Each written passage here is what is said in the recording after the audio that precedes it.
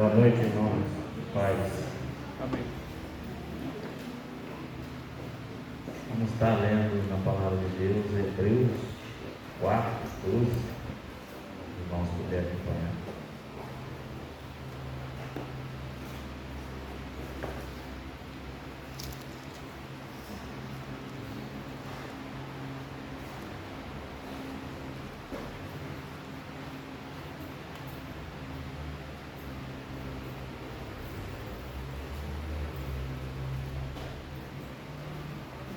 Os irmãos acharam?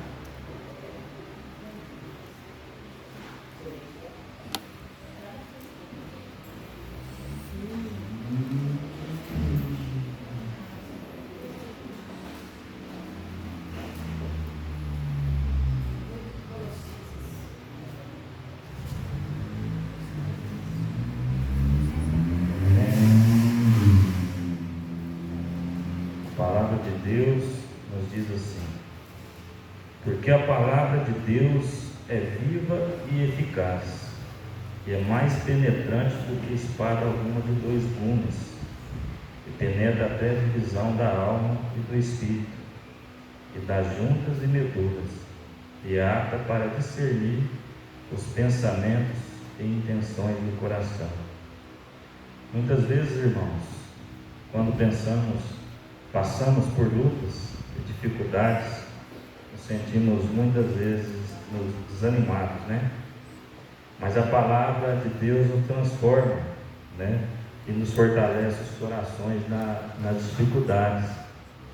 Assim como diz a palavra de Deus, que ela é viva e eficaz, ela pode penetrar o mais profundo de nossas almas, né? Nos renovando e curando, nos transformando, né? De dentro para fora, onde somos capacitados a vencer pela fé. Então, irmãos, que possamos nos apegar mais na palavra de Deus, para nos fortalecer a nossa fé, e que seja renovada dia após dia, pela palavra viva e eficaz de Deus. Amém, irmãos? Amém. Querido Deus, grandioso Pai, mais uma vez aqui reunidos, ó Pai, em Seu nome, o Senhor possa estar abençoando, ó Deus, a cada membro, a cada alma que chegou aqui no Seu tempo, ó Pai. O Senhor possa estar à frente de tudo, ó Deus, nos louvores, na palavra que o pastor irá passar, que essa palavra possa ser viva e eficaz, como diz aqui a palavra do Senhor, que ela possa nos penetrar, Deus, no mais profundo de nossas almas.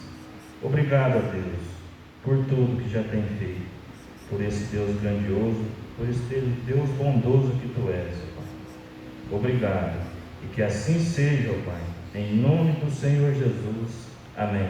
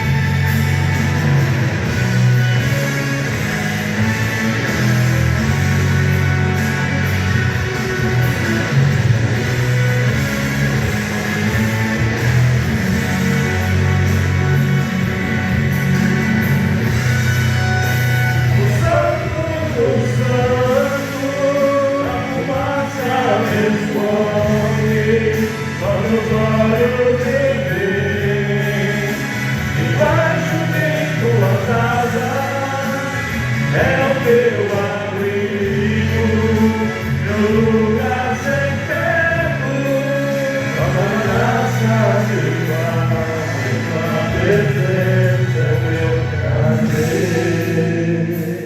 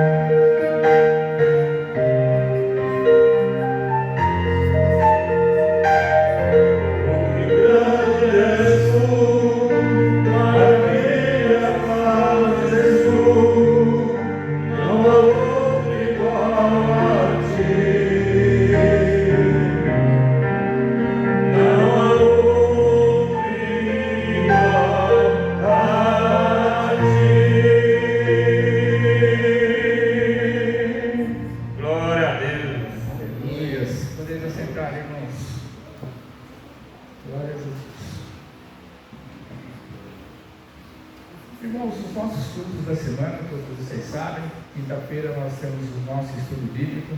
Estamos trabalhando no livro de Êxodo, estamos já quase no finalzinho, estamos chegando no capítulo já 34, quase praticamente. E no próximo domingo é o segundo domingo do mês, né? Dia de ceia. Apesar de ser feriado, alguns irmãos provavelmente devem estar viajando, mas quem não for viajar, venham conosco comemorar a ceia do Senhor. Momento importante para todos nós, né, que somos cristãos, para a gente chegar e cumprir a segunda ordenança de Cristo Jesus. Amém? Antes de nós cantarmos o hino, né, para nós ofertarmos e dizimarmos na casa do Senhor, nós nos reunimos também na casa de Deus, além da gente vir entregar os nossos sacrifícios de louvor, de nós irmos adorar a Deus, ouvirmos a sua palavra, a gente vem à igreja para orar também. Então, nesse momento, eu quero pedir juntamente com vocês, dois irmãos ou duas irmãs, sentirem no seu coração de levantarem um clamor à igreja. Eu explico para vocês o que nós precisamos. Precisamos de muitas coisas. Nós, como membros, frequentadores, visitantes da casa de Deus, pessoalmente, cada um de nós tem as suas necessidades, cada um de nós tem as nossas dificuldades, mas também nós, como igreja, nós também temos necessidades e dificuldades. E nós, como corpo de Cristo, nós, todos aqui que estamos reunidos, independente se você é membro, frequentador, visitante da igreja, mas você que está junto conosco, sempre congregando, né, cultuando a Deus com a gente, nós temos algumas causas como igreja para apresentar diante da sua presença. Uma delas que nós estamos já vendo, já de algumas semanas nas nossas mensagens, é o crescimento da nossa igreja. Mas nós, como povo de Deus e que conhecemos a palavra do Senhor, nós não queremos crescer desordenadamente.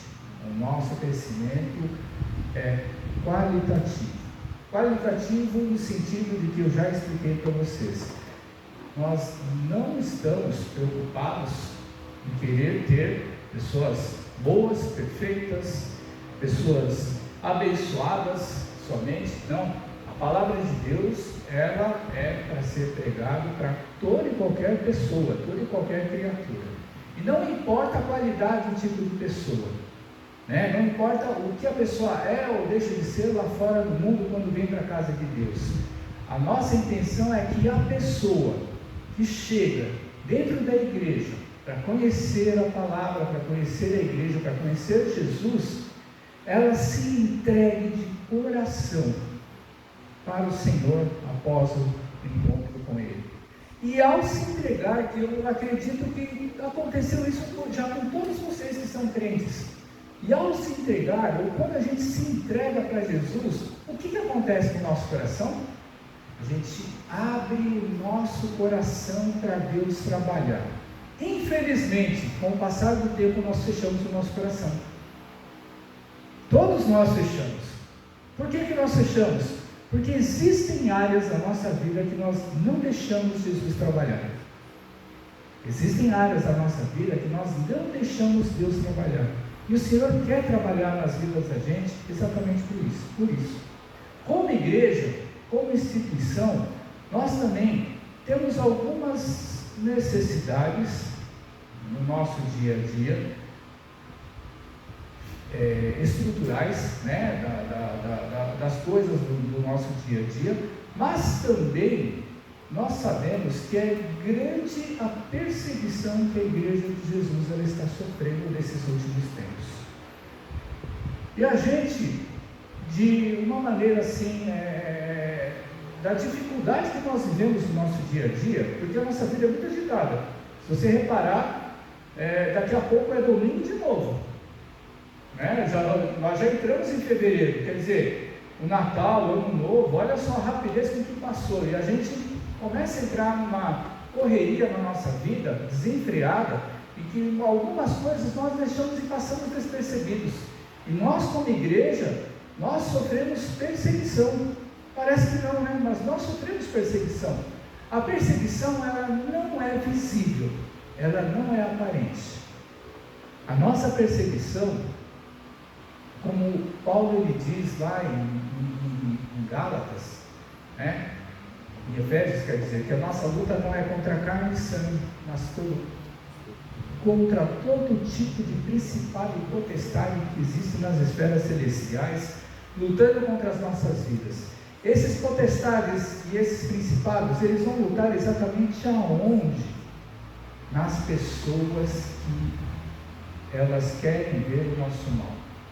E nós, como povo de Deus, muitas vezes nós falhamos numa coisinha, em nós não clamarmos a Deus, em nós não colocarmos as nossas orações, e nós como igreja, juntos nós orarmos para Deus nos dar livramento, nos dar sabedoria e fazer com que esta palavra de Cristo Jesus, ela caia em terreno fértil no coração das pessoas. Uma palavra que ela vai chegar e cair para transformar a vida dessas pessoas.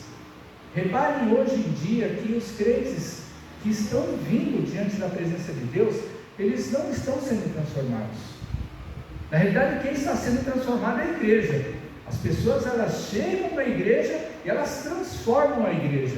Quem tem que transformar é a igreja, porque a igreja é quem tem Cristo Jesus. Jesus, ele é o quê? Ele é o cabeça da igreja, ele é o noivo da igreja. Então, é a igreja quem tem que transformar essas pessoas, e nós, infelizmente, nós não estamos trabalhando da maneira devida. Só que a primeira coisa que nós temos que fazer é orar.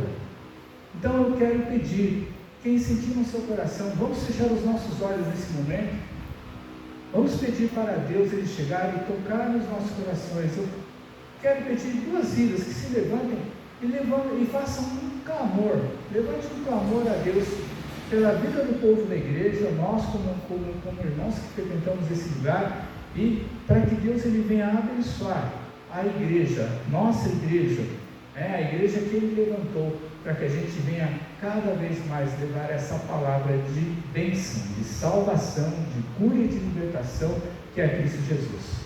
Amém? Vamos fechar os nossos olhos. Eu quero pedir a dois irmãos ou duas irmãs que levantem um clamor diante da presença de Deus.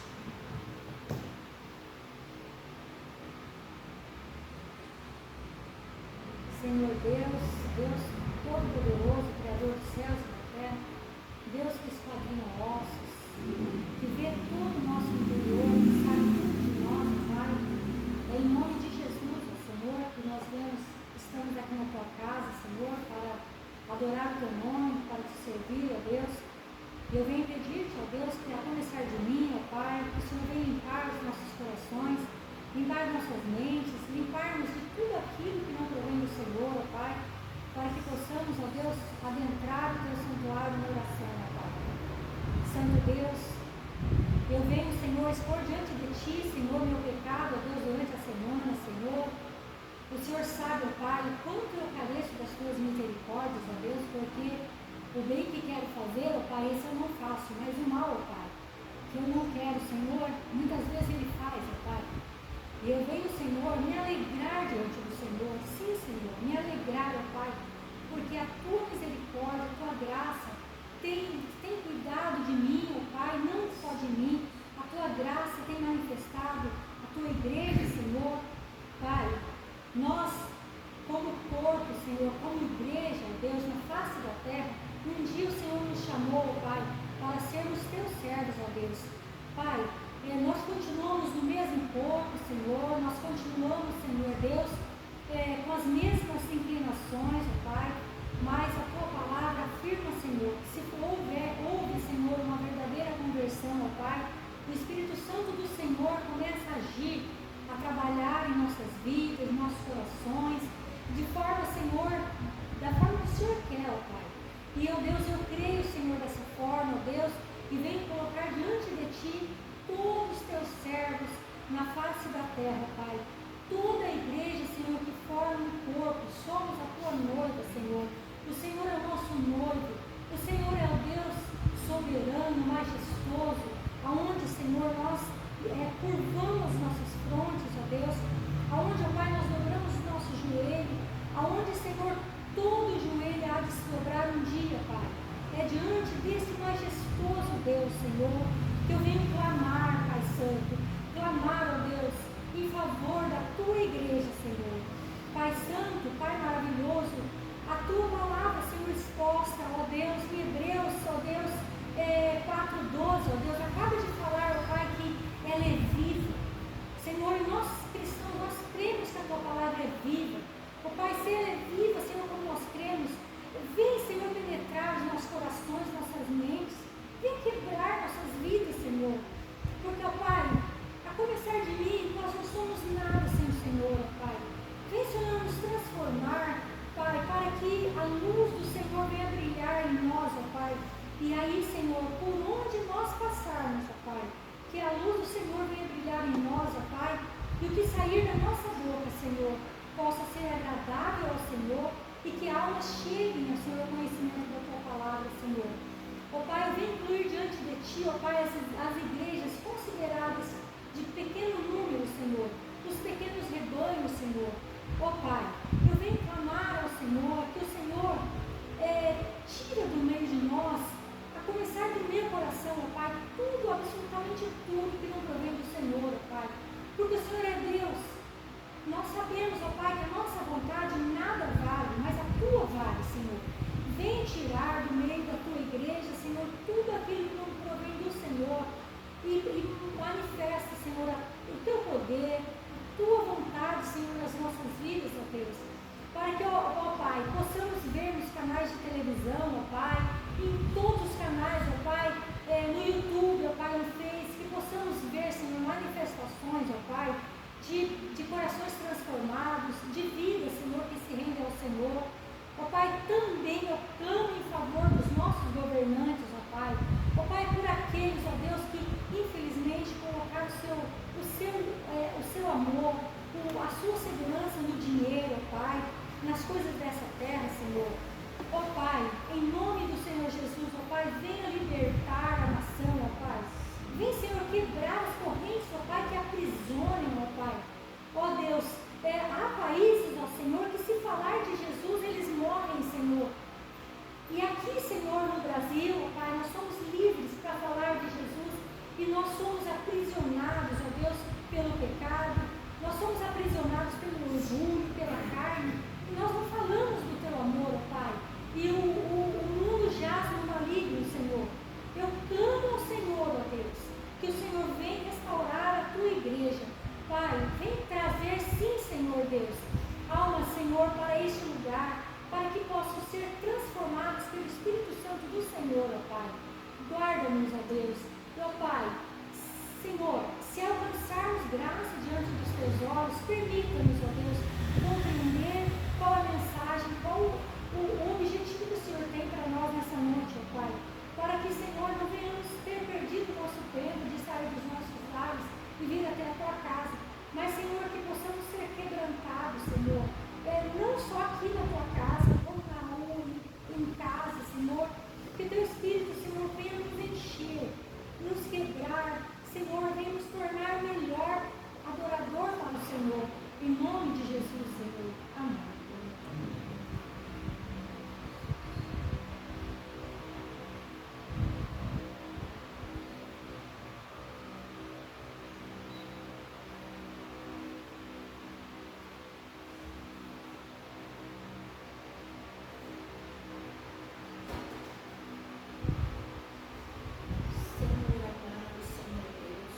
Essa noite tão gloriosa, Pai, nós estamos, Senhor Deus,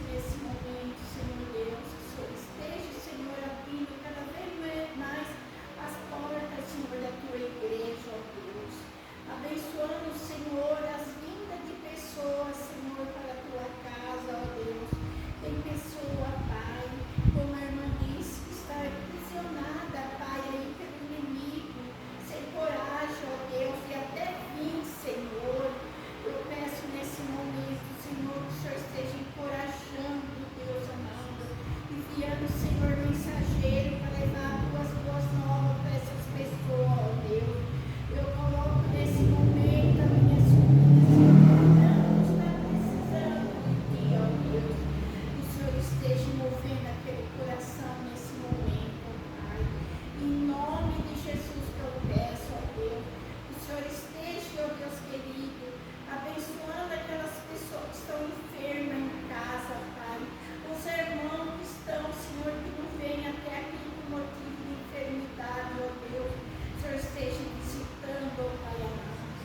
Porque, Senhor, basta, Senhor, qualquer distância, Senhor, para a tua cura, o teu amor, a tua compaixão chegar nessas pessoas, Pai.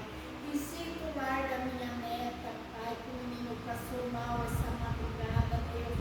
Cure ele, Senhor, não veja, Senhor, o modo de pensar daquele casal, ó Pai. Mas, Senhor, estenda as tuas mãos benditas sobre aquela criança que tanto precisa, Senhor. E é uma criança inocente, Deus amado.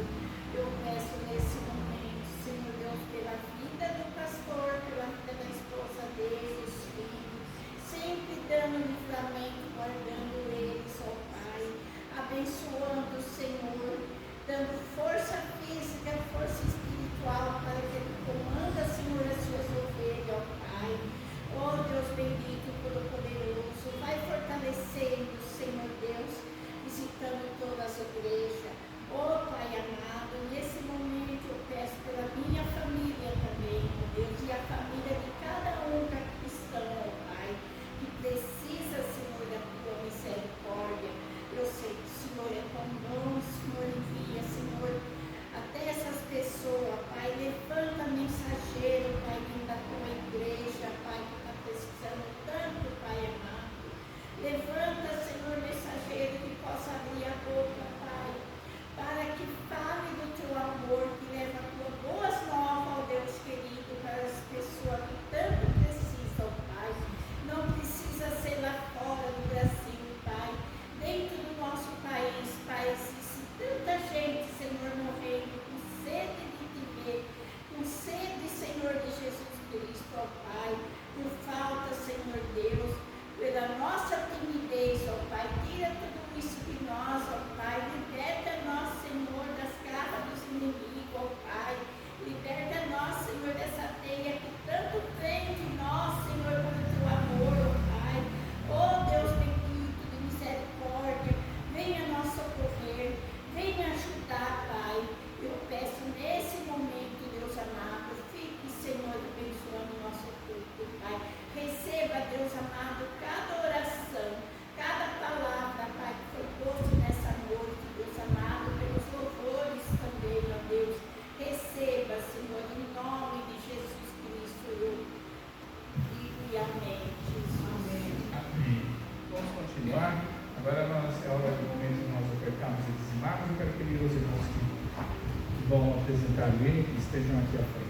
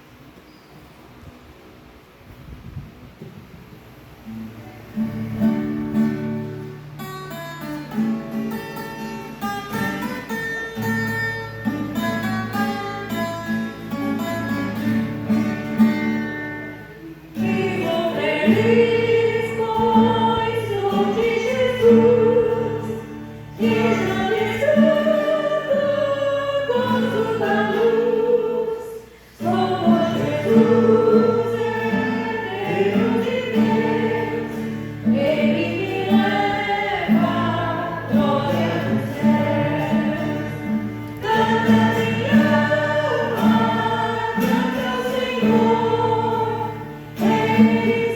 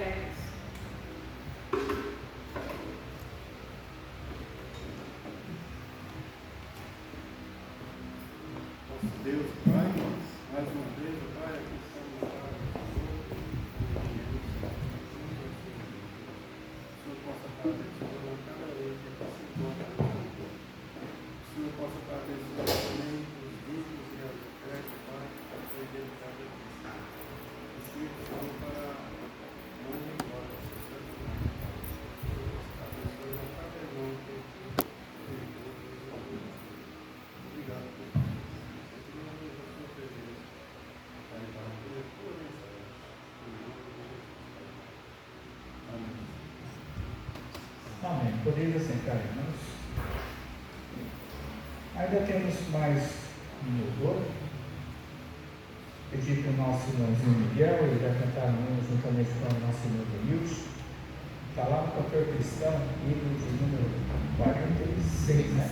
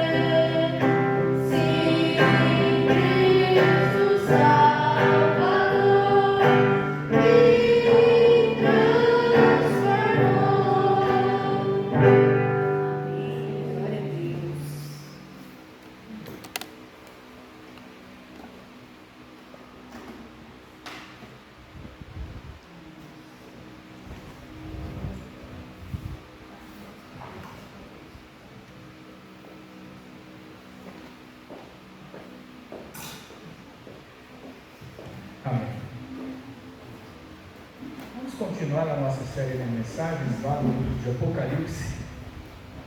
Abram lá em Apocalipse, capítulo de número 2. Hoje nós vamos ver sobre a carta à igreja de Esmirna.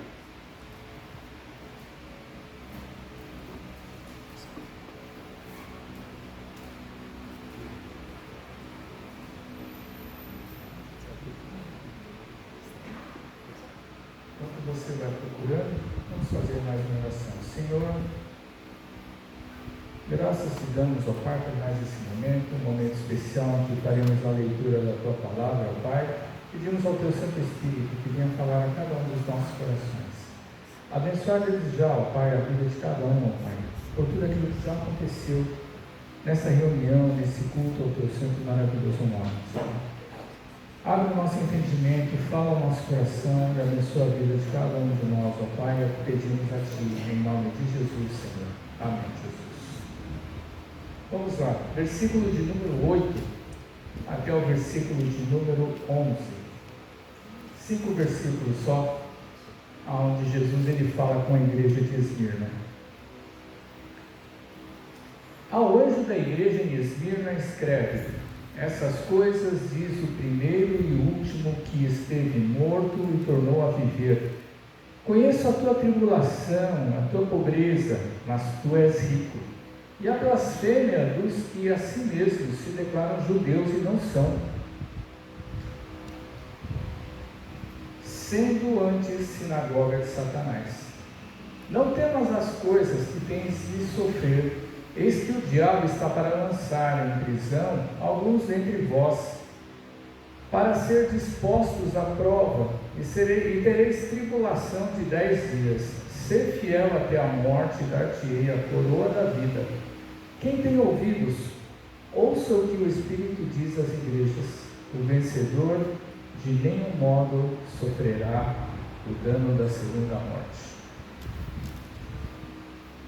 Uma coisa muito interessante é que nós vemos, somente 5 versículos, 4 versículos, do 8 ao 11, e algumas vezes a gente pensa, puxa vida, será que tem tanta coisa para a gente poder aprender em tão poucas palavras, tão poucas frases que Jesus ele fala?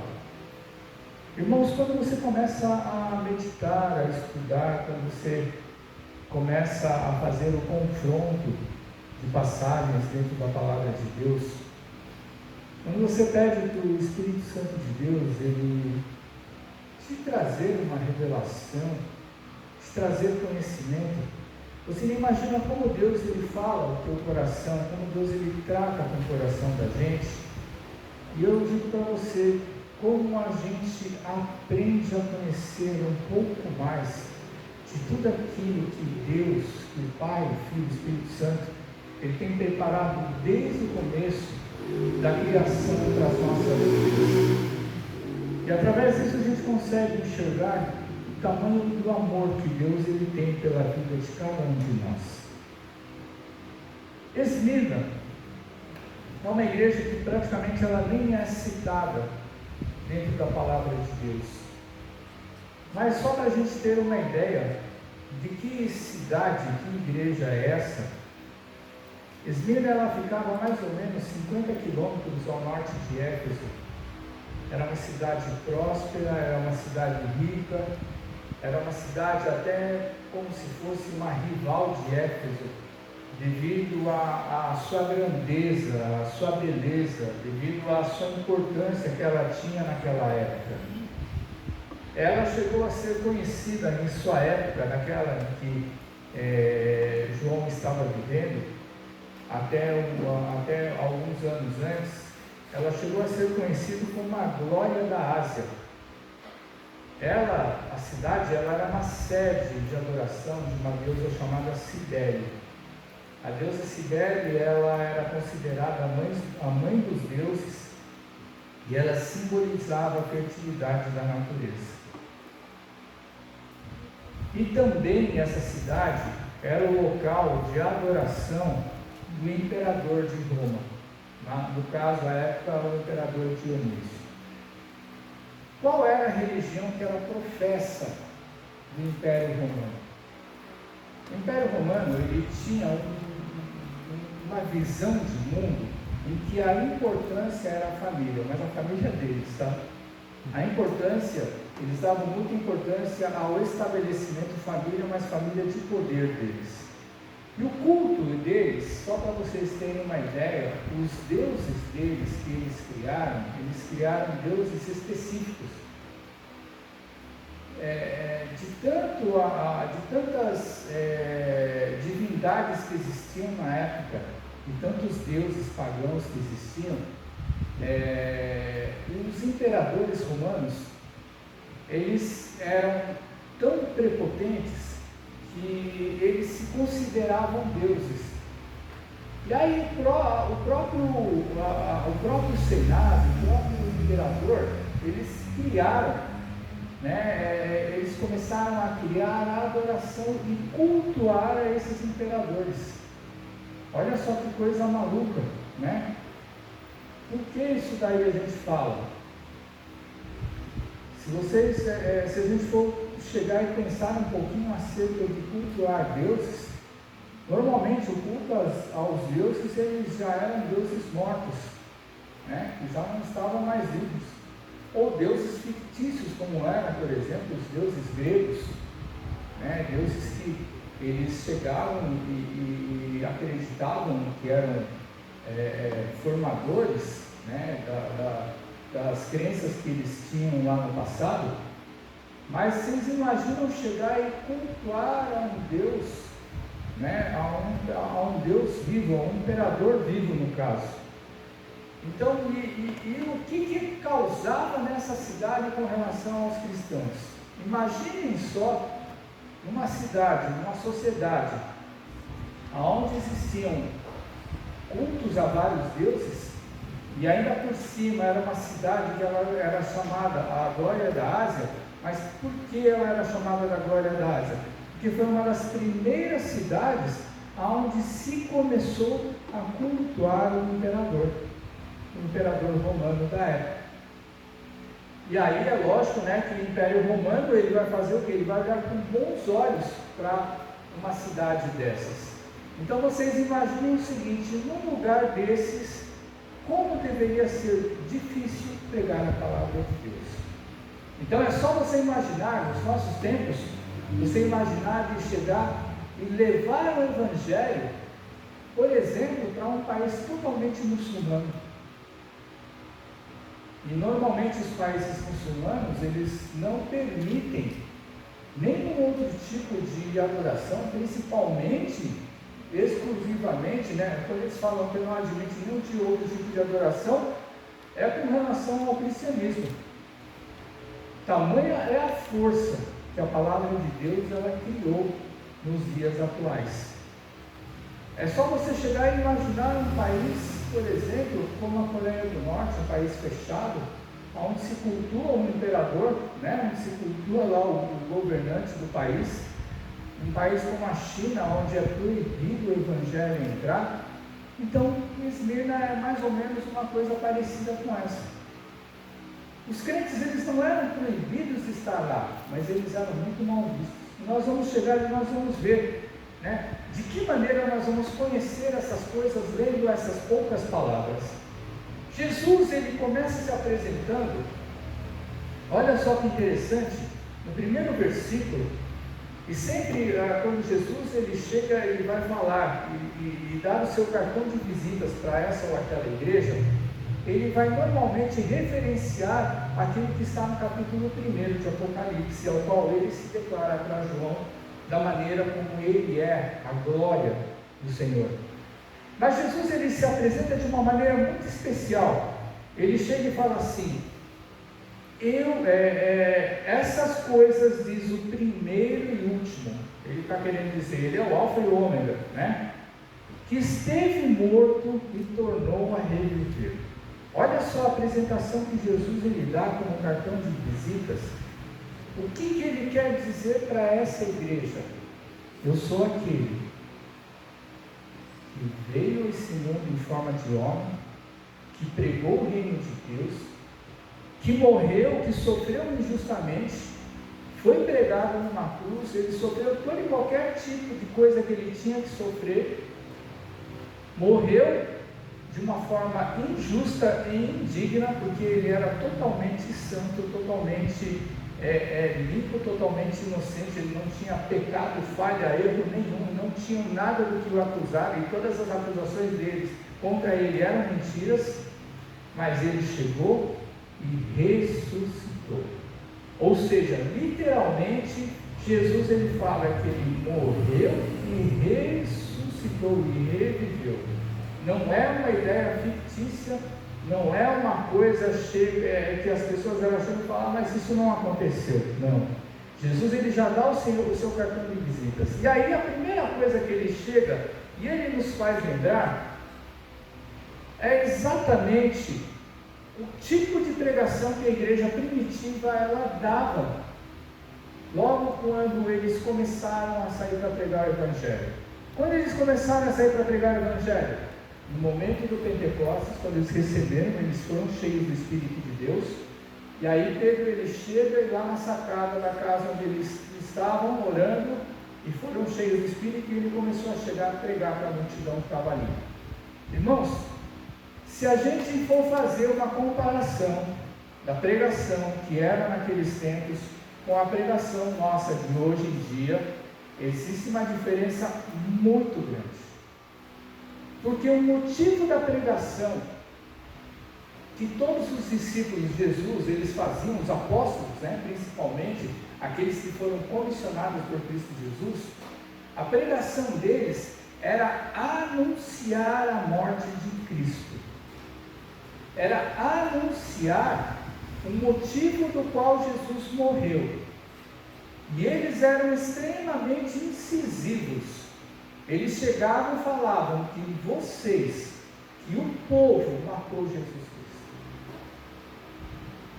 Então, olha só que esse tipo de pregação não se faz mais nos dias de hoje. Mas nós estamos no outro tempo, Jesus já passou bastante tempo. Muitos vão falar dessa maneira. Hoje nós estudamos muito a palavra de Deus e a gente vê que existe muito conteúdo e existe muita coisa para se falar, muita coisa para se ensinar, mas existe uma coisa que a gente nunca pode deixar de esquecer de falar, acerca do pecado, acerca do motivo da morte, acerca do porquê Jesus ressuscitou.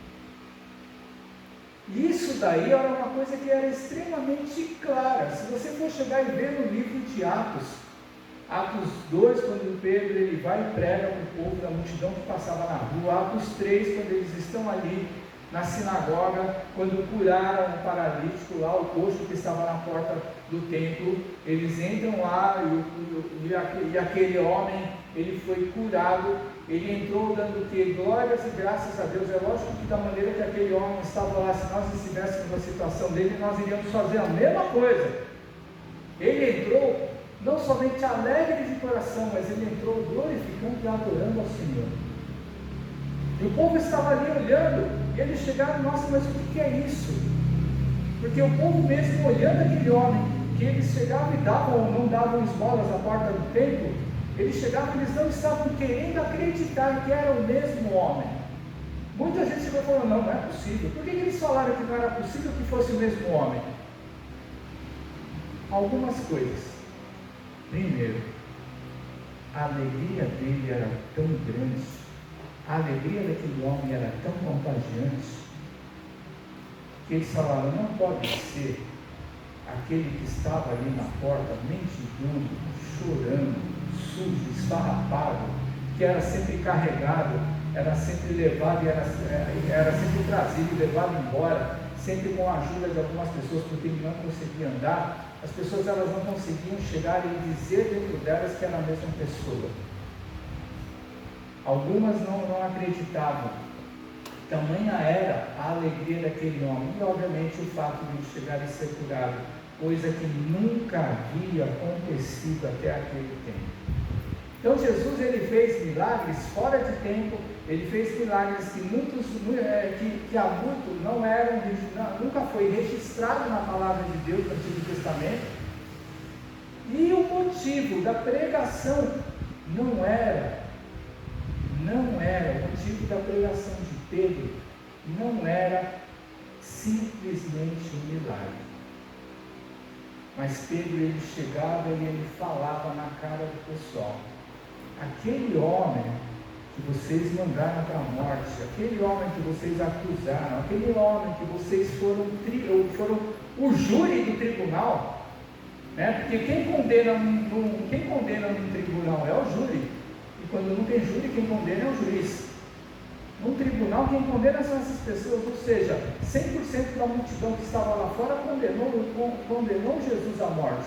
E o motivo da pregação de todos os apóstolos era esse: apresentar ao povo um homem que sofreu injustamente, apresentar ao povo que o povo é quem tinha matado aquele homem, mas chegar e falar que Deus o ressuscitou dos mortos. Coisa interessante, nos nossos dias nós não pregamos mais dessa maneira. Sabe por que as pessoas não pregam mais dessa maneira? Porque tanto o pregador como quem ouve já está cansado, como diz o ditado, já está careca de saber tudo aquilo que aconteceu. Mas eu vou trazer uma lembrança para vocês. Vamos abrir junto lá em Romanos capítulo 6.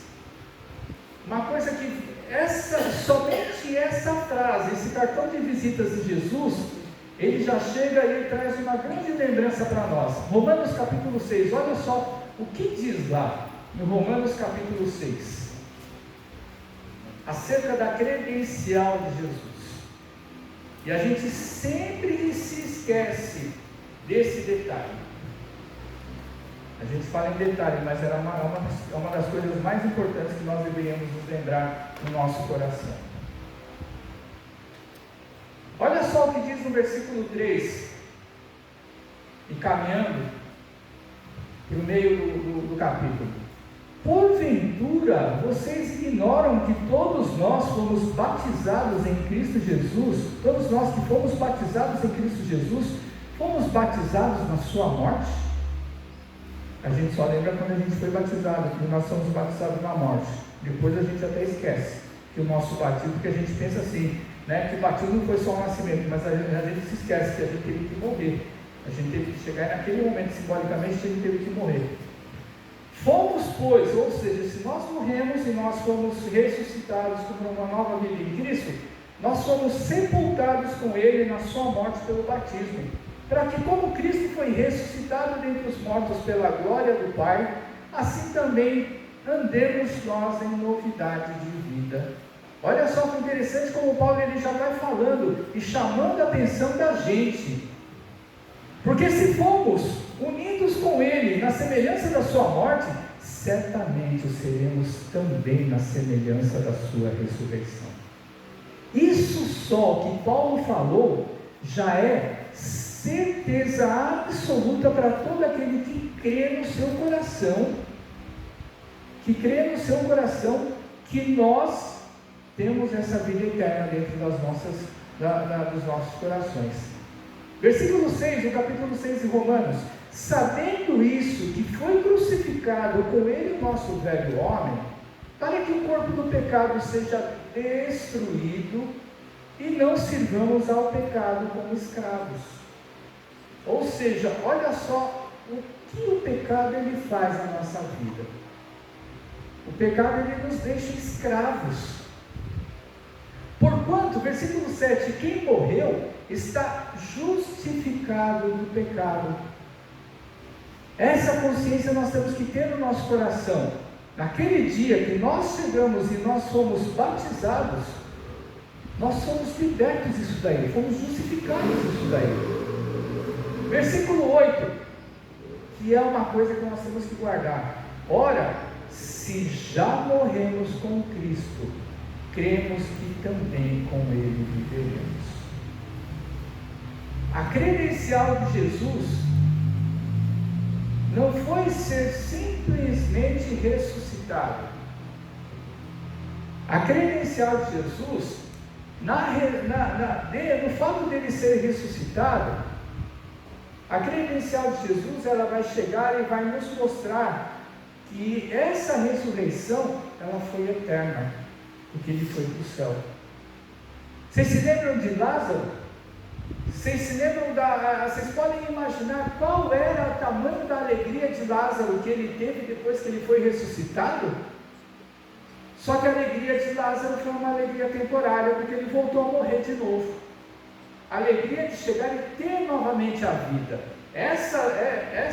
Isso que está escrito no versículo 8, faz com que nós tenhamos essa certeza, porque se Jesus ressuscitou e foi para o céu, essa é a nossa garantia, de que nós, ao morrermos, nós vamos ser levantados como primícias do Senhor lá naquele dia. Versículo 9: sabedores de que havendo Cristo ressuscitado dentre os mortos, já não morre. A morte já não tem domínio sobre ele. Por quê? Porque o fato de Jesus ele ter ressuscitado e ido para o céu é a garantia da eternidade. Todo mundo sabe que Cristo é Deus. Só que as pessoas lá fora no mundo, elas não chegam e não conseguem acreditar que o Jesus que ressuscitou, o fato dele ir para o céu, mostra e nos garante a divindade dele como Deus, aquele que promete e vai cumprir aquilo que ele falou para a vida da gente. Versículo 10: pois quanto a ter morrido de uma vez, para sempre morreu para o pecado, mas quanto a viver, vive para Deus. Ou seja, o pecado que nós cometemos hoje, ele já está morto.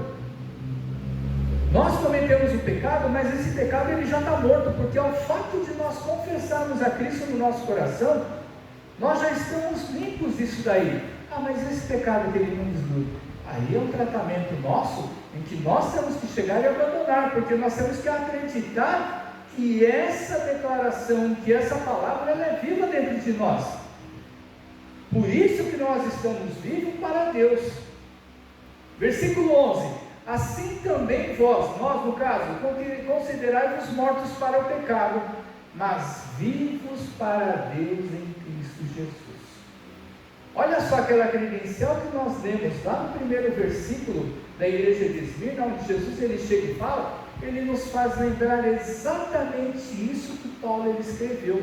Porque quando Jesus ele chega e fala, eu sei, eu sou aquele que esteve morto, mas reviveu, ele já nos dá essa garantia.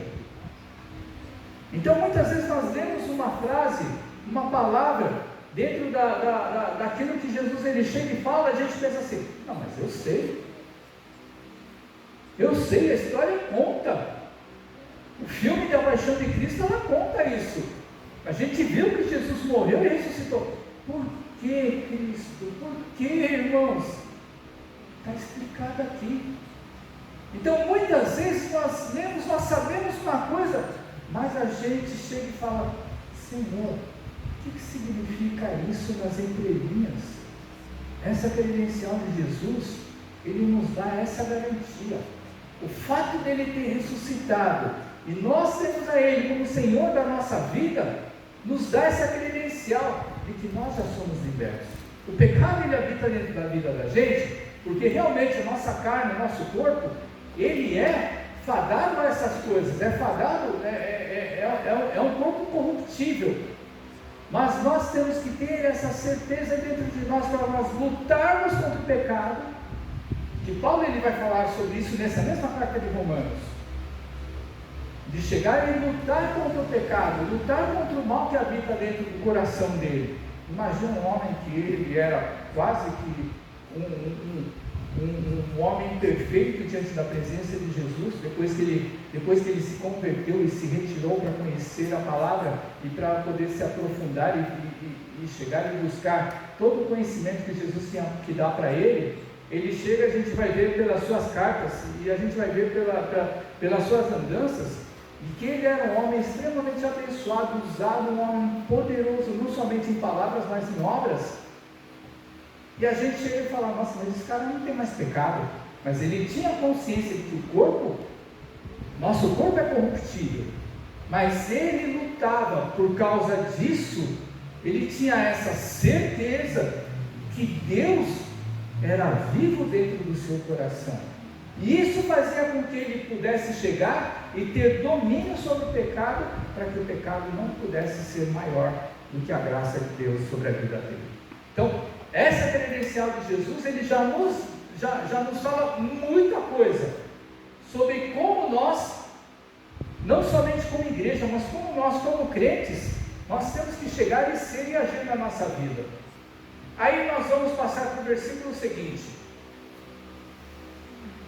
E Jesus, ele vai falar, e uma coisa que eu quero que vocês cheguem, a cada carta que a gente for lendo sobre cada igreja, que você chegue e você tire a sua conclusão, o que te chamou mais a atenção de cada carta. Provavelmente nós vamos pensar quase que todos os mesmos pensamentos acerca de cada igreja. Talvez numa ou outra tenha alguma divergência. Mas, por exemplo, essa é a segunda. A primeira que nós lemos, a carta da igreja de Éfeso, provavelmente você deva ter o mesmo pensamento que eu, com relação a qual foi a coisa que mais te chamou a atenção na igreja de Éfeso. Tenho, porém, contra ti, que você abandonou o seu primeiro amor. Provavelmente você deve pensar, qual foi a coisa mais importante que está escrita naquela carta? Quando Jesus ele exorta a igreja. Nessa igreja, Esmirna, eu já vou falar de cara a coisa que mais vai chamar a atenção. E nós vamos explicar o porquê. Versículo 9, a parte A. Conheço a tua tribulação, a tua pobreza, mas tu és rico. Essa é a parte do versículo que mais vai chamar a minha e a sua atenção. Explico por quê. Irmãos, Jesus ele sabe tudo aquilo que a gente faz dentro da igreja. Jesus ele sabe tudo aquilo que a gente faz na nossa vida. Jesus ele sabe tudo aquilo que nós temos a intenção de fazer para a sua obra. Nós mostramos uma coisa para as pessoas, mas se a coisa que nós mostramos, isso não significa que isso é o que o nosso coração deseja. E Jesus ele chega e vai falar com essa igreja. Ele está falando, começou falando ao anjo da igreja, e aí depois ele indiretamente ele está pulando para a igreja como um todo e fala: eu conheço a sua tribulação, a tua pobreza, mas tu és rico. Você pensa o seguinte: tribulação e pobreza. Tribulação é perseguição. Pobreza, obviamente, a gente sabe que isso daí é com relação, provavelmente o que está acontecendo lá era realmente que o povo da igreja ele era extremamente humilde. Aí, se vocês se lembrarem, como eu falei, logo no começo da cidade de Esmirna, era uma cidade extremamente rica, que ostentava, pomposa, uma cidade que tinha tudo, uma cidade de comércio, ou seja, não faltava emprego. Aí a gente chega e fala assim: é estranho numa cidade dessas, uma cidade rica e próspera, Jesus ele chega e fala: eu conheço a sua tribulação e a tua pobreza. Por que será que o povo da igreja ele vivia tribulado e ele era pobre? A gente ouve falar, por exemplo, uma cidade que nem Lençóis, uma pessoa ela só não trabalha se não quiser, porque é uma cidade que tem emprego para dar e vender. Se a pessoa quiser ir de gás, ela consegue trabalhar em 2 empregos ao mesmo tempo, ou se tiver conhecimento. E aí a gente chega e mesmo assim, quando anda pelas ruas, né, vocês que são daqui da cidade, vocês andam pelas ruas e mesmo assim você vê gente desocupada, você vê gente que não trabalha, você vê gente passando necessidade. Você vê isso daí, aí você pensa assim: uma cidade rica que nem Esmirna, por que será que o povo da igreja era tribulado e pobre? A tribulação a gente consegue explicar no sentido de que o povo da igreja ele era extremamente perseguido. Por quê? Imagina um lugar, como eu havia falado, que se cultuavam muitos deuses, um lugar que existiam templos e templos de adoração aos deuses romanos, aos deuses gregos, aos deuses da Ásia, lá do lugar em que eles habitavam. E qual era o motivo da pregação do Evangelho?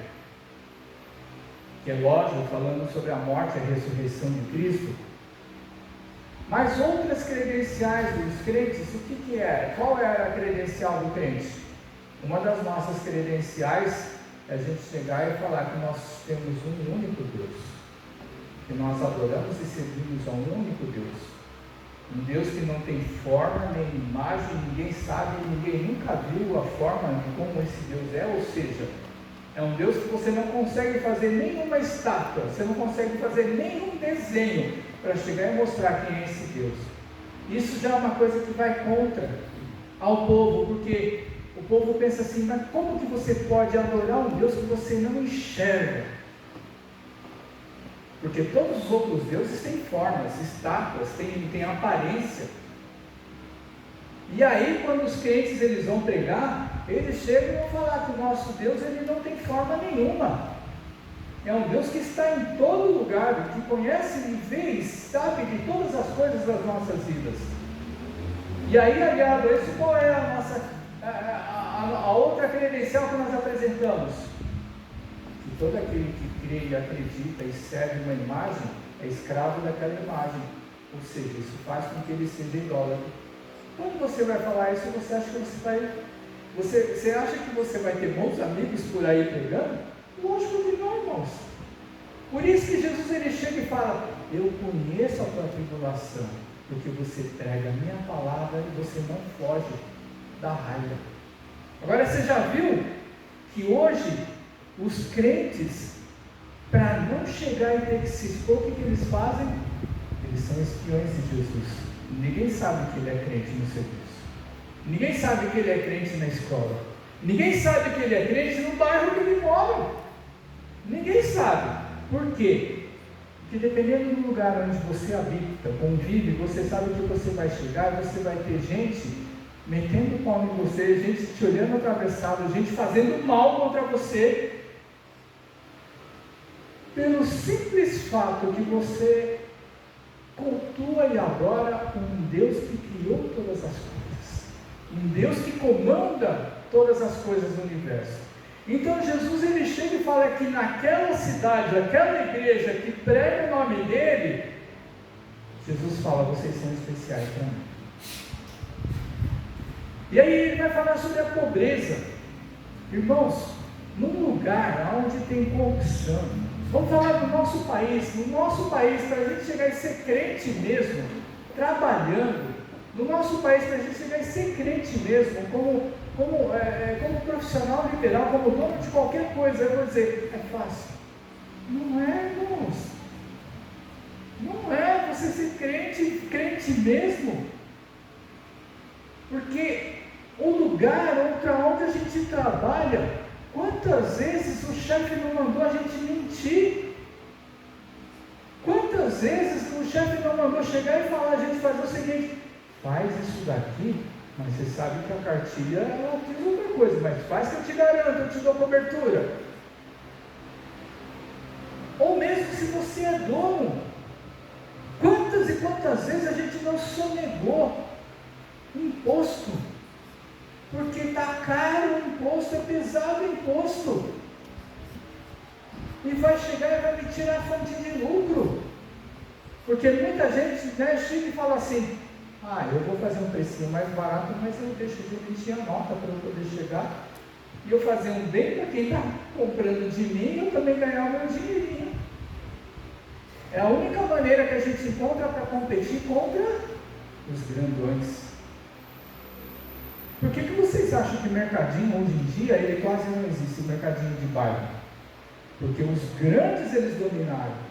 O mercadinho de bairro não existe por quê? Porque ele não consegue mais competir com os grandes. Vai comprar 1 litro de leite no mercado de bairro, vai comprar 1 litro de leite no mercado. Às vezes a diferença de R$1, R$1 não é nada, vai vendo, R$1 aqui, R$1 ali, você vai chegar e você vai ver quanto não vai fazer falta no seu orçamento.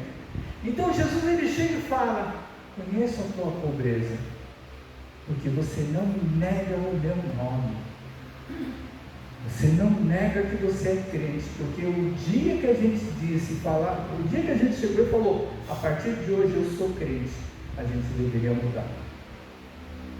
Nós não mudamos totalmente, por quê? Por causa da máquina do mundo, que nos move a fazer determinadas coisas que nós não deveríamos fazer. Mas vocês imaginam o seguinte: dentro daquela cidade, Jesus ele olhava para um povo daquela igreja e ele falava assim: você é especial. Quando que Jesus fala que você é especial? Quando ele vai falar ali entre parênteses: tu és rico. Sabe o que significa essa riqueza para Jesus? Essa riqueza que Jesus ele chega e fala é aquele que não abandonou e não negou a fé para cima dele. Aí eu vou chegar e eu vou fazer uma pergunta para você refletir. Quando você ora e você coloca a sua fé em prática nas suas orações, eu vou dizer para você, você tem mais fé quando você ora para Deus no momento mais difícil, mais necessitado, mais quebrantado, ou você tem mais fé no momento mais gostoso e legal da sua vida? Vamos melhorar essa pergunta. Eu e você temos mais fé. A gente consegue encontrar a face de Deus quando a gente está lá no pó, ou quando a gente está num bom emprego, com dinheiro sobrando e não tendo problema nenhum dentro de casa? Irmãos, aquele que chega e fala que tem fé quando está no bem bom é mentiroso. É mentiroso. Porque a palavra de Deus ela diz que se nós não tivermos coração quebrantado diante da presença de Deus, nós não alcançamos a sua presença na vida da gente. Porque a gente vai ver uma igreja um pouco mais para frente, chamada Laodiceia, que ela chega e fala: eu tenho tudo, não preciso de nada. Chega ele falando assim para Deus: olha Deus, não tem trabalho comigo não, minha igreja ela é rica, ela tem dinheiro para fazer todas as coisas, não esquenta a cabeça não, vai se preocupar com os pobrezinhos, porque aqui está tudo muito bem na nossa igreja. Aí Jesus ele chega e fala: estou a ponto de te vomitar, porque a tua fé ela é superficial. É isso que Jesus ele quer dizer. Agora, quando Jesus ele fala que você é rico, essa igreja que era pobrezinha, irmãos, era uma igreja que ajudava o próximo, era uma igreja que chegava e contribuía nas suas campanhas de missões, era uma igreja que chegava e lá na Jerusalém, que passava necessidade, que tinha fome, e que o povo lá era perseguido, o povo lá da igreja principal, da igreja mãe, estava sofrendo perseguição, não tinha trabalho, não tinha isso, não tinha aquilo. Eles chegavam, juntavam, separavam. O seu dinheirinho era pouquinha coisa, mas vocês já ouviram falar, né, que para Deus não importa o tamanho do dinheiro que você vai chegar e você vai ofertar, né? O que importa é o teu coração. É o que Jesus ele chega e conta para o seu discípulo: está vendo lá aquela pobrezinha lá que chegou e deu tudo que ela tinha, que tinha alguns centavinhos, e deu tudo que ela tinha lá no gasofilaço? Deus ele está preocupado com essas coisas. Ou seja, muitas vezes eu digo para você: quem é que ajuda o pobre? Quem ajuda o pobre é pobre. Rico não ajuda pobre. Rico é mentiroso, porque ele dá sempre do que sobra, e ainda ele dá de má vontade. Ele dá tipo assim, nem olhando para aquele que está lá embaixo. Ele chega e não quer nem sujar a mão, ele fala: dá lá para você, lá para aquela pessoa lá, eu estou fazendo um ato de caridade. isso para Deus não vale nada. Quer saber por quê? Abram lá, Isaías 58, acompanhem comigo.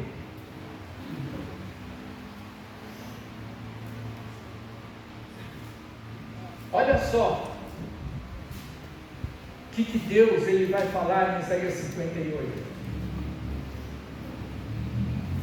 Não vou ler desde o começo, mas Deus ele repreende o seu povo acerca do jejum que eles fazem. Ah, mas está falando de jejum, não está falando sobre oferta. Mas o povo, quando jejuava, eles jejuavam por seus próprios interesses, eles se mostravam fracos, eles se mostravam ali, passando fome, estando lá, eles se mostravam pessoas que estavam ali sofrendo para poder conseguir algo de Deus. Mas isso daí, irmãos, não quer valer absolutamente nada, porque o exterior é grande coisa, porque todos nós somos artistas. Todos nós somos artistas, todos nós sabemos mentir, todos nós sabemos ser superficiais.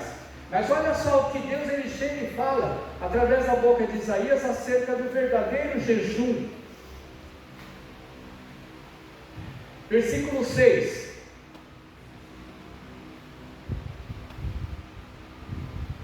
Porventura não é esse o jejum que eu escolhi? Que soltes as ligaduras da impiedade, desfaças as ataduras da servidão. Quando nós tratamos as pessoas do nosso lado como escravos, irmãos, olha só como Deus ele chega e está pegando no pé aqui da gente. Deixes livres os oprimidos e despedaces todo o jugo. Porventura não é também que repartas o teu pão com um faminto? Recolhas em casa os pobres desabrigados, e se vires o nu, cubras e não te escondas do seu semelhante? Olha só a exortação que Deus ele dá, isso é para todos nós, não é para qualquer um. Aí ele vai chegar e ele vai dizer o que acontece para quem faz isso daí. Então romperá a tua luz como a alva, a cura brotará sem detença, a justiça irá adiante de você, e a glória do Senhor será a tua retaguarda. Então clamarás e o Senhor responderás, gritarás por socorro e ele dirá: eis-me aqui. Se tirares do meio de ti o jugo, o dedo que ameaça o falar injurioso, se abrires a tua alma ao faminto e fartares a alma aflita, então a sua luz nascerá nas trevas, e a tua escuridão será como o meio-dia. Você está vendo como a gente está deixando de ser crente mesmo?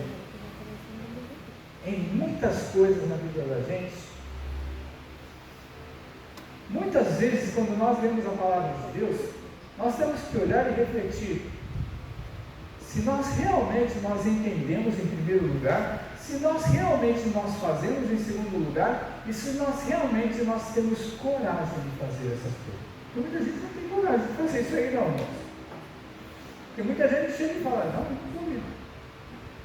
dar a todo esse trabalho, porque está cheio de gente, tem os missionários, tem a igreja, tem os irmãos que chegam e já tem essa vocação para isso. Eu não tenho essa vocação. Gozado que Deus, quando Ele repreende todo mundo. Ele não fala com aquele que não tem a vocação, Ele não fala com aquele que tem vergonha, Ele não fala com aquele que tem ou não tem dinheiro. Deus ele chega e fala com aquele que faz tudo aquilo de coração. E aquele que faz não precisa falar, porque basta somente uma coisa: que Deus ele saiba que Ele está fazendo por amor. Então muitas vezes quando nós maltratamos nossos pais, muitas vezes quando nós maltratamos nossos amigos, muitas vezes quando tratamos com ignorância, ou às vezes com desprezo as pessoas que muitas vezes nós nem conhecemos, irmãos, Deus está olhando todas essas coisas, Deus está contabilizando tudo isso. E Deus ele está vendo o nosso coração para ver se a gente muda. Deus ele quer ver o nosso coração mudar. E nós não mudamos. Continuando. Então, olha, presta atenção quando Deus ele chega, Jesus ele está falando assim, que esse povo era rico, porque esse povo ele não chegava e não ficava falando, sabe? Ah, mas eu não tenho condição de fazer isso, eu não consigo chegar e alcançar isso, o nosso povo é pequenininho.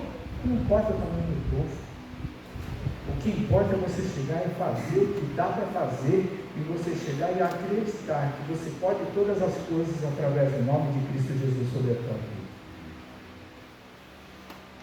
E aí ele vai falar sobre as blasfêmias daqueles que se declaram judeus e não são,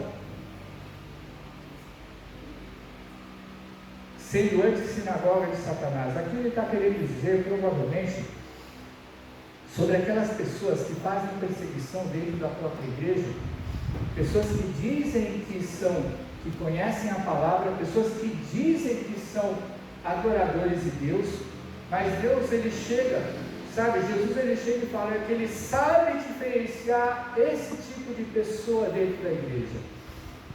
Aí ele vai chegar e vai trazer uma outra coisa extremamente importante, porque Jesus ele vai chegar e vai falar: não temas as coisas que você vai ter que sofrer, porque o diabo ele está para lançar dentro de vós alguns na prisão, sendo postos à prova, e vocês vão ter tribulação.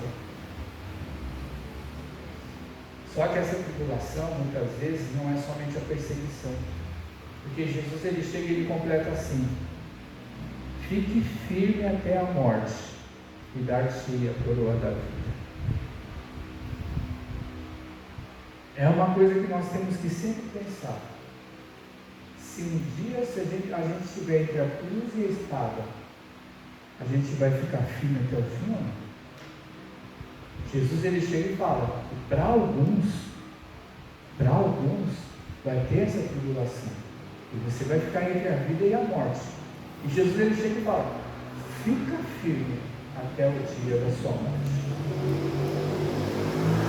E aí ele vai terminar: quem tem ouvidos, ouça, porque o vencedor de nenhum modo sofrerá o dano da segunda morte.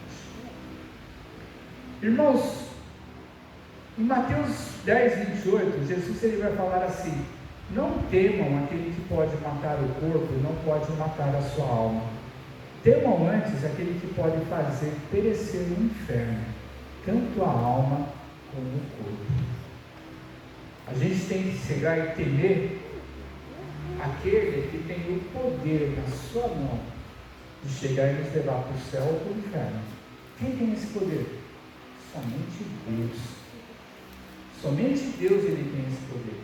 Então muitas vezes quando nós sofremos perseguição, quando nós sofremos ataques disso ou daquilo, quando as pessoas, quando nós começamos a padecer dentro das nossas próprias vidas, muitas vezes nós pensamos assim: eu vou buscar socorro, vou me livrar disso daí. E Deus ele chega e fala, Jesus ele chega e fala: fica firme, porque vai ter alguns de vocês aí que vão sofrer perseguição. Agora, muitas vezes a gente chega e a gente não tem muito entendimento acerca disso daí. Uma vez salvos para sempre. E aí o entendimento fica daqueles que chegam e falam: mas a pessoa nunca sabe, né, se realmente tem entendimento do significado de salvação.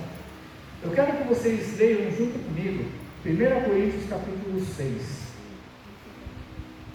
Só para a gente encerrar, que a gente tem que chegar e a gente para a gente ter uma noção exata daqueles que vão entrar lá no céu.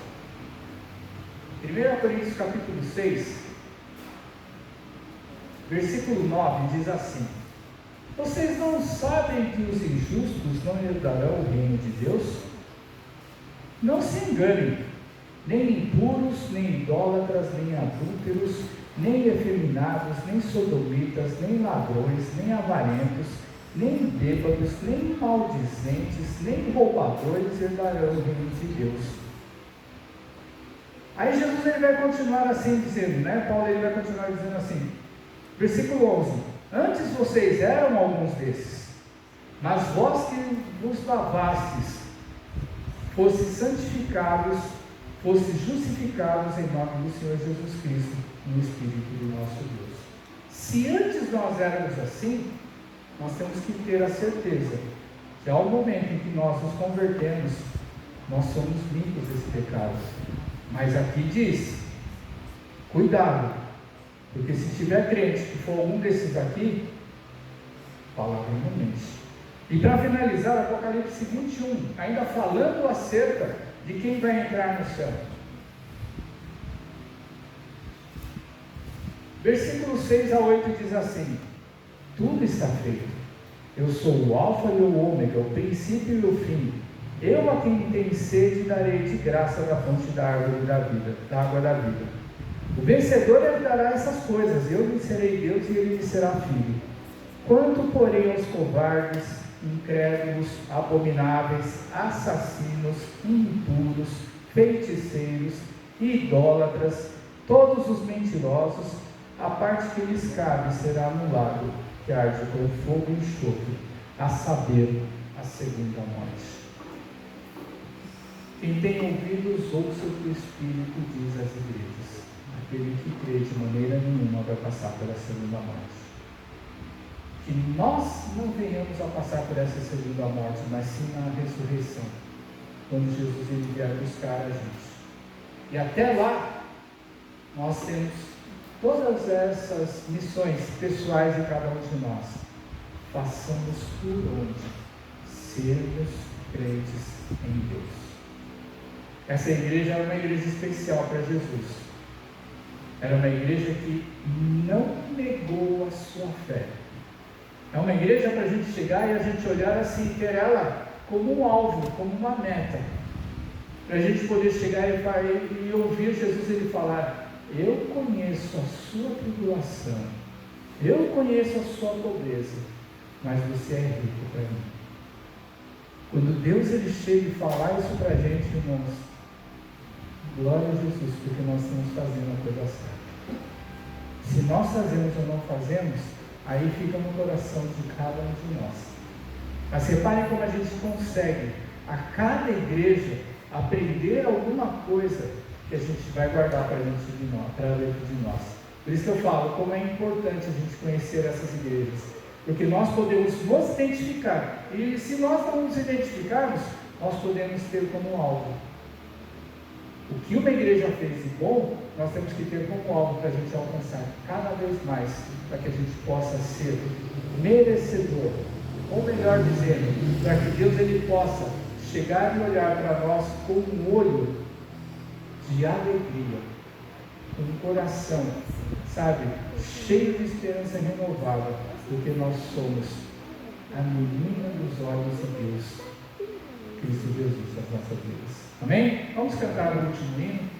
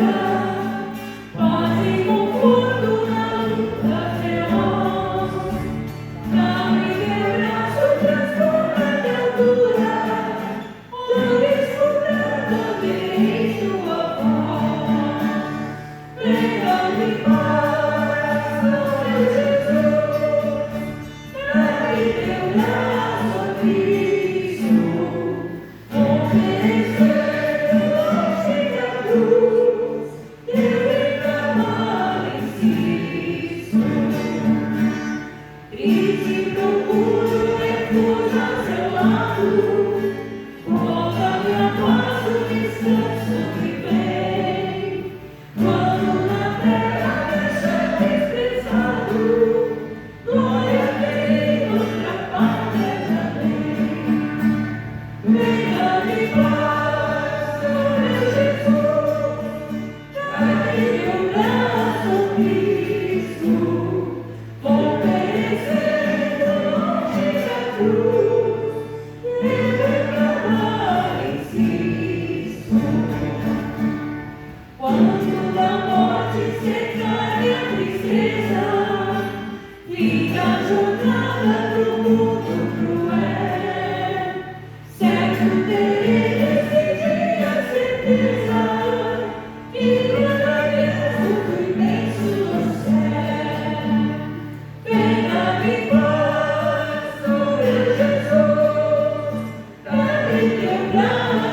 Cristo, oferecendo-te a cruz.